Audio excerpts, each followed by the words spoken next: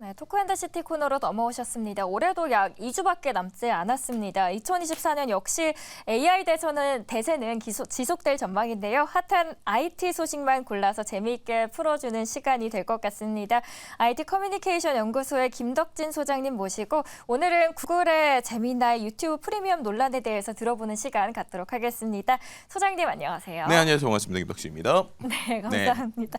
소장님 오실 때마다 분위기가 밝아지는 것 같아서 굉장히 다행입니다. 좋습니다. 신이 나고요. 네. 최근에 이 구글의 AI 관련된 연구가 여러모로 화제인데 일단 우리가 인공지능 하면 그동안은 챗 GPT를 많이 떠올렸지만 사실 원래는 바둑 두는 AI의 알파고도 많이 떠올렸었고 그 알파고를 만드는 구글의 딥마인드 팀에서 이번에 굉장히 놀라운 연구를 해서 화제가 되고 있습니다. 네, 맞습니다. 우리가 제미나이 많이 들어보셨지만 제미나이 있기 전에 원래 그 전주에 아주 뜨거웠던 소식들이 몇 가지 있었어요. 그중에 이제 가장 놀라웠던 게 구글의 지놈이라고 하는 프로젝트입니다. 이것도 아까 말씀하신 딥마인드 팀에서 한 건데 AI로 유망 신소재의 물질을 약 38만 천여 개를 찾아낸 거예요. 이걸 찾기 위해서 220만 개의 새로운 결정 구조를 발견했는데요. 이게 얼마나 대단한 일이냐면 일반적인 과학자들이 만약에 이런 연구를 하잖아요.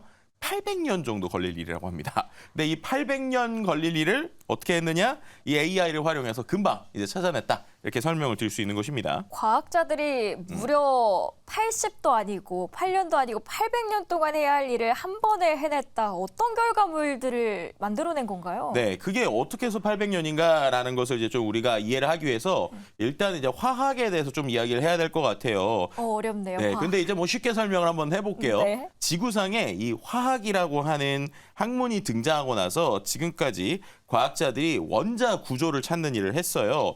예를 들면 이 화학이라고 할 때 우리가 칼카나마, 아라철리 이런 거 기억나실지 모르겠는데 칼슘, 칼륨 이런 식대 이런 것들을 찾는 것들이 있었단 말이에요. 근데 지금까지 이 과정 중에서 이거를 만들기 위해서는 어떤 걸 해야 되냐면 원자 간의 결합들을 조금씩 바꾸는 거예요. 근데 이게 조금씩 바꾸다가 뭐가 잘못되면 이 구조가 깨지기도 하고요. 또 이게 안정적으로 나왔다 하더라도 그 나온 것을 갖고 확인을 했을 때 독성이 나오거나 아니면 우리가 원하지 않는 형태가 나온다라고 하면은 이게 어떻게 되는 거예요? 이거를 우리가 못 쓰게 되는 겁니다. 이제 그러다 보니까 지금까지 전 세계적으로 이런 것들을 실험을 했을 때 실험에 대해서 컴퓨터 시뮬레이션으로 만든 안정적인 화합물이 불과 4만 8천여 개에 불과했다라는 거예요. 근데 말씀드린 대로 이 4만 8천여 개밖에 안 된 걸 이번에 AI를 통해서 38만 개 이상 만들었으니까 이거는 거의 수백 년이 걸릴 일이다라는 말씀을 드릴 수 있는 것이고요. 이걸 하기 위해서 딥러닝이 어떤 걸 했느냐. 수많은 물질들을 무작위적으로 10억 개 정도의 구조를 스스로 생성을 하고 그 생성한 것을 가지고 조금씩 무작위로 작업을 하면서 물질 발굴에 대한 정확도와 탐색도를 높였다라고 말씀드릴 수 있을 것 같아요. 그리고 더 놀라운 건 이렇게 만든 물질들을 구글에서 다 무료로 공개한다는 겁니다. 그러니까 논문으로 이것을 다 공개를 해서 연구자들이 이것들을 활용하면 또 여러 가지 재밌는 또 의미 있는 것들을 해낼 수 있게 바뀐다. 이렇게 말씀드릴 수 있는 것이죠. 그럼 오랫동안 사람들이 이제 실험을 해야 할 일들을 AI가 대신해주는 결과물들을 만들어낸 건데 또 이렇게 만든 결과를 검증하는 데 쓰이는데 로봇이 활용이 됐다면서요? 네, 맞습니다. 이게 화학적으로 시뮬레이션을 해서 뭔가를 만들 수 있어요. 근데 그게 진짜로 동작하는지는 사람이 이제 직접 이렇게 연구를 해야 되는 게 있단 말이에요. 그런데 여기에 뭘 썼느냐? 로봇 팔을 쓴 겁니다. 왜냐하면 사람이 하면 아무래도 이게 하나하나 정확하지 못할 수도 있고 또 이제 잠도 자야 되잖아요. 그렇죠. 근데 로봇팔은 그렇게 안 해도 되는 거죠. 그래서 어느 수준이었냐면 이게 건당 한 6개월 이상 걸릴 일을 아주 빠르게 단축을 해서 딱 이 17일 만에 해결을 한 거예요. 그러니까 6개월 걸릴 일을 17일 만에 해냈다라는 것들도 상당히 놀라운데 성공률 역시도 한 71% 정도 이렇게 나오게 돼서 아주 놀라움을 좀 줬다 이렇게 말씀드릴 수 있는 것입니다. 6개월이 걸릴 일을 17일 만에 해줬고 성공률도 반 이상이 넘습니다. 다양한 신소재 개발들이 될 수 있을 것 같은데 어떻게 개발이 될까요? 네, 이게 아까 말씀드린 것처럼 보통 신소재라고 하면은 소재 자체를 찾는 일도 중요하고 그 소재를 가지고 응용해서 뭔가를 하는 것도 상당히 중요하잖아요. 그런데 어쨌든 이 화학 물질, 이게 새로 있었던 물질을 찾아냈다 보니까 그 앞 단계를 이제 확 줄여준 거죠. 그럼 이것을 가지고 이제 응용을 하게 되는 것인데요. 실제로 이번 연구를 보면서 많은 사람들이 최소 10년에서 20년 걸릴 일을 단축했다. 그러니까 아까 응용을 하는 분야에서 그렇게 시간을 단축했다라는 거예요. 그러니까 어떤 소재적으로도 한 800년 정도 연구할 게 나왔지만 실제로 이걸 응용할 때도 한 10년에서 20년 정도 걸릴 과정을 단축시켰기 때문에 우리가 생각하는 여러 가지 뭐 예를 들면은 뭐 태양 전지라든지 아니면 초전도체라든지 배터리라든지 이런 것들을 아주 좀 빠르게 응용해서 만들 수 있는 것이 아니냐. 그러니까 결국에는 우리의 여러 가지의 이 화학적인 것들이 좀 더 새롭게 도입되는 것이 아니냐라고 하는 기대감을 우리가 갖게 하는 것입니다. 그럼 이 시스템이 정말 많은 분야에 곳곳에서 활용이 될 수 있을 것 같은데 어디에 활용될 수 있을까 생각해 보면은 빠르게 변하고 있는 날씨 같은 분야에서도 혹시 활용이 네. 될 수 있을까요? 네, 이 부분에 있어서 앞서서 말씀드렸던 이러한 신소재 개발하는 쪽 말고 이번에 또 다른 연구를 한 게 말씀하신 이 날씨 분야입니다. 그러니까 이번에 딥마인드가 정말 짧은 기간 동안 여러 가지 연구들의 성과를 보여줬는데 그 중에 하나가 바로 날씨를 예측하는 방식이에요. 이제 기존에도 우리가 날씨를 예측할 때에 이른바 슈퍼컴퓨터라는 것을 가지고 분석을 하게 되잖아요. 그렇죠. 근데 그걸 좀 쉽게 설명을 드리면 슈퍼컴퓨터가 하는 건 현재 여러 가지 상황을 보면서 미래를 예측하는 거예요. 근데 이 미래를 예측할 때 조금씩 안 맞을 때들이 있잖아요. 그래서 이번에 딥마인드가 한 방식은 뭐냐면 과거에 있었던 수십 년의 데이터들, 지난 40년 동안의 날씨 데이터를 빠르게 학습을 해서 그것을 가지고 가까운 현재를 예측한다 이렇게 설명을 드릴 수 있을 것 같아요. 그러니까는 슈퍼컴퓨터가 하는 일은 현재 데이터를 갖고 아주 좀 미래를 예측한다고 치면 이거는 과거의 수많은 데이터를 갖고 가까운 현재를 예측하는 방식이다 이렇게 말씀을 드릴 수 있을 것 같은데요. 이제 이렇게 되다 보니까 어떻게 되냐면 실제로 현재 그리고 6시간 전에 기상 데이터를 활용을 해서 앞으로의 6시간 후의 날씨를 이제 예측하는 거예요. 가까운 현재를 이제 예측을 하는 거예요. 그리고 그걸 기반으로 해서 한 열흘 정도의 날씨를 예측하게 됩니다. 근데 이제 중요한 건 속도예요. 슈퍼컴퓨터로 보통 한 몇 시간 정도 걸리는 일이거든요. 근데 이렇게 하면 1분 정도 걸린다고 합니다. 1분밖에 안 네, 걸린다고요? 그렇죠. 근데 그럼 이게 그럼 기존 거를 다 대체하느냐? 그렇지는 않고요. 네. 기존에 있었던 방식을 조금 더 추가적으로 보완하는 방식이다 이렇게 설명을 드릴 수 있을 것 같아요. 왜냐하면 이 슈퍼컴퓨터 자체가 미래에 대해서에 대한 디테일은 되게 좋으니까 과거를 가지고 현재를 바꾸는 거죠. 뭐 예를 들면은 근데 요즘에는 워낙 기상에 대한 좀 여러 가지 이슈들이 있잖아요. 뭐 기존에 있지 않았던 일들이 생기니까 그러니까 이제 구글이 생각하는 건 그런 것들, 그러니까 완전히 새로운 미래를 오히려 슈퍼컴퓨터 쪽에 맡기고 일반적인 패턴에 대한 변화는 이런 AI를 사용하면 조금 더 효율적으로 우리가 이걸 쓸 수 있는 것이 아니냐라고 이제 이야기한 것이다 이렇게 말씀드릴 수 있을 것 같습니다. 과거와 미래의 데이터를 모두 다 조합하면 더 정확한 날씨를 예측할 수 있을 것 같습니다. 여기 날씨를 예측하는 것 외에도 AI가 요즘에는 음악을 만들어주는 거에도 활용이 되고 있습니다. 네, 이 부분도 이제 상당히 흥미로운 건데요. 이제 우리가 GPT라고 하는 녀석은 아무래도 이제 텍스트 데이터 중심이잖아요. 근데 우리가 구글 하면 또 이제 유튜브를 떠올리게 되고 맞습니다. 유튜브에 최근에 또 이슈가 되는 게 숏폼이지 않습니까? 쇼츠 같은 건데요. 그럼 거기에 우리가 이제 영상을 올리기도 하지만 음악을 쓰기도 하죠. 지금까지 그 음악들은 대부분 다 다른 사람의 음악인데 구글이 생각을 한 거예요. 이렇게 짧은 음악은 일반적인 사람들이 만들어도 재밌을 것 같다라는 이제 그것을 만든 겁니다. 그래서 이번에 드림 트랙이라고 하는 이 기술을 데모를 보여준 건데요. 아주 쉽게 설명드리면 뭐냐면 스마트폰에서 흥얼흥얼 하는 거예요. 예를 들면 막 이렇게 하면 이 하는 음을 갖고 정말로 우리가 하는 음원에 나오는 미디 사운드로 바로 바꿔주는 이런 기술이라고 보시면 될 것 같습니다. 그럼 이제 어떻게 되느냐? 이제 우리가 음악을 만든다라고 할 때 이제 어떠한 여러 가지의 프로그래밍을 하기도 하고 뭐 예를 들면은 뭐 여러 트랙을 쌓아 올린다고 하잖아요. 그래서 전자기기긴 해도 뭐 드럼도 치고 기타도 치고 뭐 피아노도 치는데 그냥 솔직히 말해서 이거 켜놓고 입으로 뭐 둔둔따 둔둔따 하면 이게 이제 정말 디지털 음원으로 바뀌기도 하고 막 하고 이거를 뭐 기타 사운드로 바꿔줘. 그럼 기타 사운드로 바뀌는 이런 형태의 음악을 상당히 누구나 직관적으로 만들 수 있고 이렇게 만든 음악을 아까 말씀드린 것처럼 유튜브 쇼츠에 이제 활용하게 하는 것을 좀 내년을 목표로 만들고 있고 지금 데모로서는 이미 보여줬다 이렇게 말씀드릴 수 있는 것이죠. 저희 시청자분들께서 만능 AI다라고 표현을 해주시고 계십니다. 정말 만능 AI 표현답게 여러 분야에 활용이 되고 있는 AI입니다. 상당히 의미 있는 연구들이 많이 진행이 되고 있는 상황에서 며칠 전에는 이제 제미나이라는 언어 모델이 공개가 됐는데 네. 그 영상을 보면서 저는 와 이렇게나 발전이 될 수 있다고라고 하면서 놀랐던 기억이 있는데 네. 이게 논란이 되고 있습니다. 저 역시도 그 제미나이의 데모를 보고 올 것이 왔다.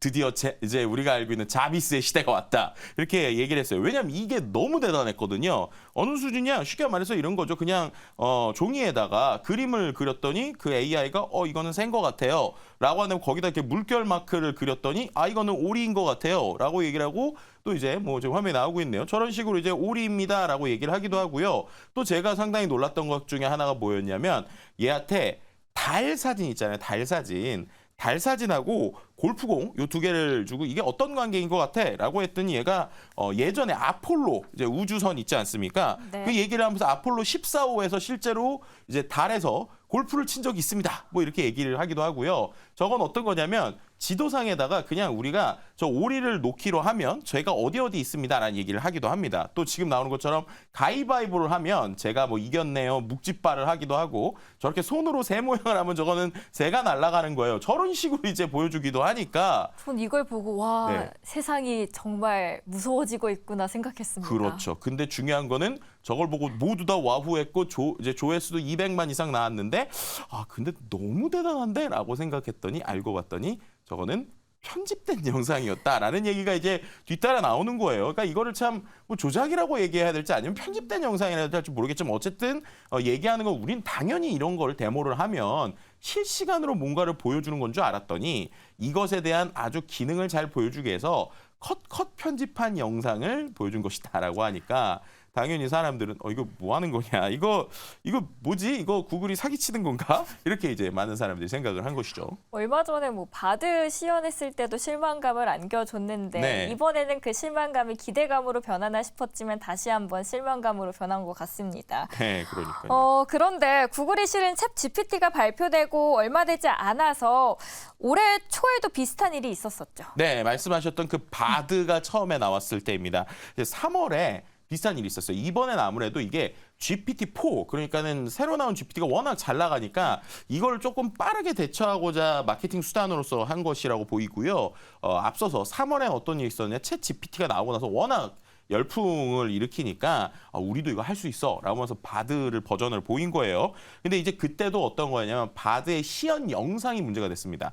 그때 시연 영상이 뭐였냐면 바드가 아주 어려운 걸 잘할 수 있어라는 걸 보여주기 위해서 일부러 질문을 상당히 어려운 걸 했어요. 어떤 질문을 했냐면 제임스 웹 우주 망원경에 대해서 9살 어린이들에게 설명을 하려고 하는데 이걸 어떻게 쉽게 설명해 줄 수 있을까라는 질문을 해서 거기서 바드가 답변을 하는 것을 이제 데모를 보여줬습니다. 근데 그 답변 중에 하나가 틀린 거예요. 왜냐? 얘가 뭐라고 했냐면 제임스 웹 우주 망원경이 태양계 바깥에 있는 행성 사진을 처음 찍었다라고 대답하는 데모가 있었는데 그게 이제 그때는 트위터였으니까 지금 X로 이름 바뀌었지만 트위터에 딱 올라갔거든요. 그랬더니 과학자들이 이거 아닌데? 이거 틀린 얘기인데? 라고 얘기를 한 거예요. 그리고 이제 더 어이없었던 건 이 내용 구글에 검색하면 정답이 나오는데 왜 이 바드에 물어봤더니 얘가 이상한 소리를 하냐라고 얘기를 했고요.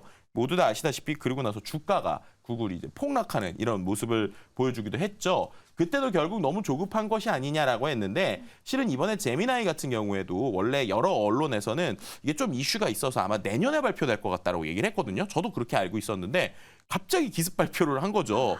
근데 기습 발표의 결과는 지금 보신 것처럼 좀 마케팅에 가깝지 않았나 이렇게 이제 지적되는 부분들이 있었습니다. 너무 성급함보다는 더 완벽한 물체가 나오는 게 더 좋을 것 같습니다. 네. 지금 논란이 계속해서 나오고 있는 구글, 우리나라에도 이슈가 하나가 터졌습니다. 유튜브 프리미엄 굉장히 유용하게 저는 쓰고 있는데 네. 그 요금이 무려 43%나 올랐습니다. 네. 이거를 유용해서 더 써야 되는지 아니면은 이 비싼 비용을 감수하고도 그냥 이용을 해야 되는지 고민이 되는 시점입니다. 네. 어떤 분들에게는 43%가 올랐지만 저는 71%가 올랐습니다. 어떡해요? 이게 무슨 얘기냐면요. 유튜브 프리미엄을 언제 가입하셨는지에 따라서 원래 기존의 요금제가 좀 달랐어요.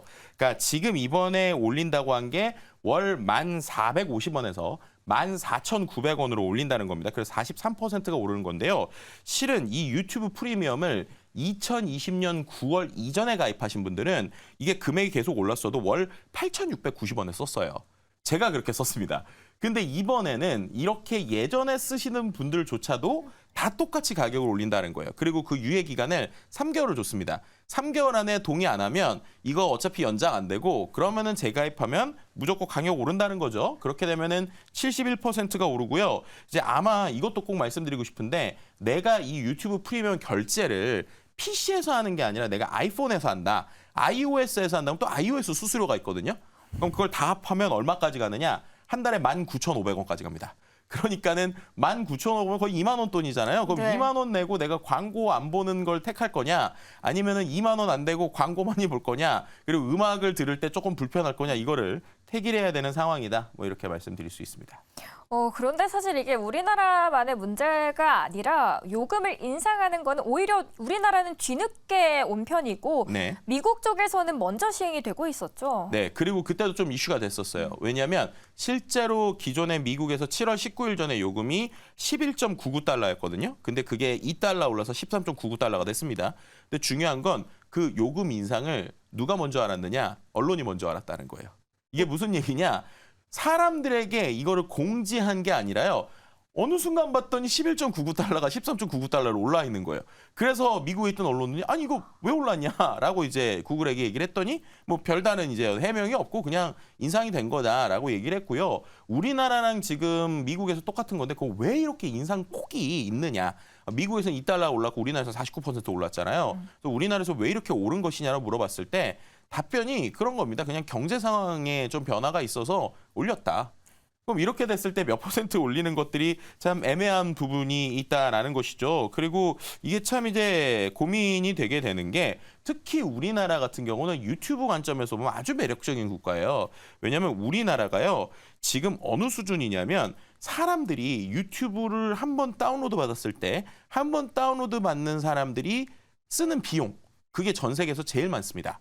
예, 이게 무슨 말이냐? 우리는 가입을 한 다음에 뭐 예를 들면 슈퍼챗이나 여러 가지 이제 후원하는 것들 혹은 프리미엄 가입자들 또 1인당 광고비로 이런 걸 다 계산을 하면 결국 하나의 아이디당 수익을 가장 많이 내는 나라가 미국이 아니라 우리나라라는 거예요. 그만큼 우리나라 사람들이 이 유튜브에 상당히 몰입돼 있고 그러다 보니까 어떻게 보면 이렇게 유료 요금을 올려도 쓸 사람은 쓸 것 같다. 혹은 안 쓰면 광고도 이제 상당히 사람들이 많이 보기 때문에 뭐 이렇게 하면서 유지되는 것이 아니냐라는 것이 어떻게 보면은 좀 구글의 입장이 아닐까라고 그냥 이것은 조심스레 좀 예측을 해볼 수 있을 것 같습니다. 그렇다면 저도 조심스레 예측을 해보자면 그런 이유 때문에 우리나라에만 가족요금제가 없어진 건가요? 그러니까 정확하게 말하면 없어졌다라기보다는 우리나라엔 아예 없었습니다. 그러니까 전 세계적으로 이 가족요금제가 없는 나라가 그렇게 많지 않거든요. 대여섯 개 정도 되는데 그중에서 우리나라가 포함이 돼 있고요. 일례로 일본 같은 경우에는 2만 원 정도를 내면 6개 아이디를 쓸 수 있어요. 그렇기 때문에 이제 많이 쓸 수 있죠. 또 일부 나라에서는 학생 할인 요금제가 있습니다. 학생 할인 요금제가 최대 한 70% 정도까지 할인되나 60%까지 할인되는 부분이 있거든요. 근데 우리나라는 그런 거 하나도 없는 것이죠.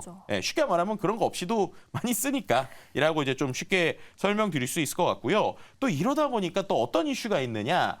이게 나라별로 구독료가 너무 달라요.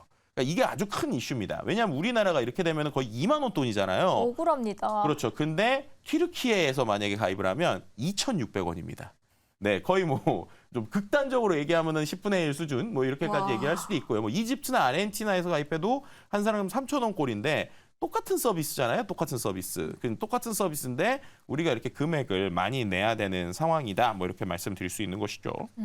뭐 최근 유튜브 프리미엄 가격 인상에 따라서 커뮤니티에서는 더욱 저렴한 이용료를 구독했다라는 후기들이 올라오고 있는데요. 네. 물론 유튜브 서비스 이용 약관에 따라서는 조금 어긋나는 방법으로 적발될 때 유튜브 계정이 정지가 되는 건가요? 네, 그러니까 이게 소위 말해서 사람들이 이걸 보고 우리는 이민을 가고 있다. 예, 유튜브 이민을 가고 있다. 뭐 난민이 되고 있다. 뭐 아니면은 이제 내 국적이 튀르키예로 바뀌었다. 뭐 이런 얘기들이 좀 나오고 있는데요. 그게 이제 어떻게 보면 VPN이라고 하는 인터넷 우회를 통해서 내가 한국에 있지만 이 IP 자체가 마치 터키에 있는 것처럼 이제 튀르키예에 있는 것처럼 보이게 되는 거예요. 그럼 그렇게 되면은 결제가 상당히 저렴하긴 한데 그렇죠. 한 가지 단점은 있습니다. 추천 영상이 다 튀르키예 영상이 올라와요. 네, 한국 게 아니라. 그런데 그럼에도 불구하고 어쨌든 쓸 때는 이제 괜찮으니까 쓰게 되는 건데요. 말씀하신 것처럼 이렇게 VPN을 하는 것이 원래 구글 약관에서는 약간 위배인 부분이 있어요. 그러다 보니까 만약에 적발이 되면 뭐 아이디가 없어질 수도 있는 위험성들도 있는데요. 그럼에도 불구하고 그런 위험성을 가지고서도 워낙 저렴하다 보니까 이렇게 쓰고 있는 게 또 이제 지금의 현실이다라고도 말씀드릴 수 있습니다. 전반적으로 봤을 때 구글의 이런 움직임 어떻게 바라봐야 될까요? 어떤 시선으로 봐야 될까요? 그러니까 구글이요, 우리가 알고 있는 초기 창업자들이 상당히 내세웠던 캐치프레이즈가 있어요. 그게 바로 Don't be evil이죠. 악해지지 말자. 악해지고 있는 거 아닙니까? 그래서 이 제가 볼 때 정도면? Don't be evil에서 돈이 빠졌다.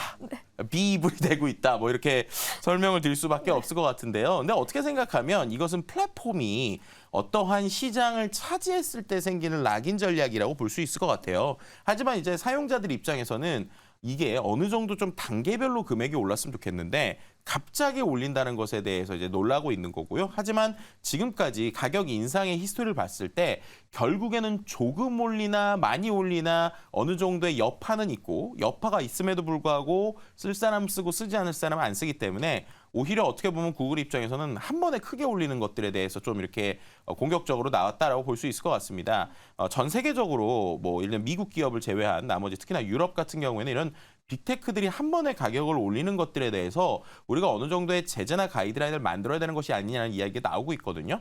결국 이번에 인상의 폭을 보면서 우리나라에서도 이 금액에 대해서 그래도 어느 정도 우리가 좀 가이드를 해야 되는 것이 아니냐는 목소리들이 좀 나오고 있고요. 또 우리가 다 알다시피 구글은 처음에 계약하는 것들 때문에 이른바 망사용료라고 하는 것을 상대적으로 거의 내지 않고 있는 상황이죠. 근데 우리나라에서 트래픽이 1등이다 보니까 결국에는 국내에 있는 기업들과의 역차별 얘기들도 나오고 있어요. 그래서 과연 이런 것들, 예를 들면은 구글이 정말로 우리나라에서 버는 돈만큼 세금을 뭐 제대로 낸다라고 하면 사람들이 그럴 수 있다라고도 볼 수 있지만 지금 구글 플레이의 모든 결제 금액도 거의 대부분 다 싱가포르나 다른 데로 가고 있어서 우리나라에서 내는 세금은 상당히 적거든요. 그래서 그런 부분들이 결국에는 이 구글이라고 하는 회사를 우리가 그렇게 좋게만은 볼 수 있게는 못하게 하는 시선들이 생길 수밖에 없는 상황이다. 뭐 이렇게 말씀을 드리는 게 좋을 것 같습니다. 네, 그만큼의 혜택이 돌아왔으면 좋겠네요. 오늘도 잘 들었습니다. 소장님 이만 보내드리도록 하겠습니다. 잘 들었습니다. 네, 감사합니다.